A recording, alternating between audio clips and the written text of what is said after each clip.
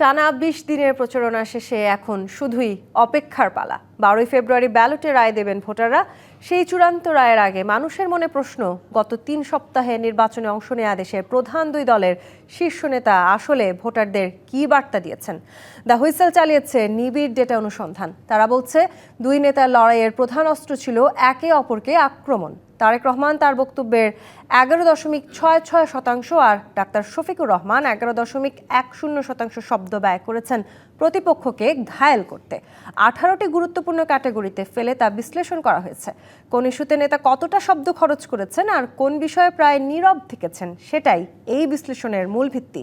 সংস্থাটি বিশ্লেষণ করে দেখেছে, নির্বাচনী মাঠে দেওয়া বিএনপি ও জামায়াতের ইসলামীর শীর্ষ দুই নেতার ৫৪,৮৪৪টি শব্দ, যেখানে বেরিয়ে এসেছে এক চমকপ্রদ চিত্র। কেউ ভোটারদের হাতে তুলে দিতে চেয়েছেন অর্থনীতির কার্ড, কেউ বা প্রতিষ্ঠা করতে চেয়েছেন ইনসাফ।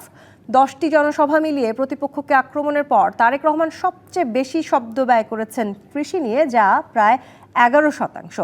এরপর কর্মসংস্থানে ৫.৮৯%, স্বাস্থ্যে ২.৮৪%, দ্রব্যমূল্য অর্থনীতিতে ২.২০% এবং শিক্ষায় ০.৭০% শব্দ খরচ করেছেন।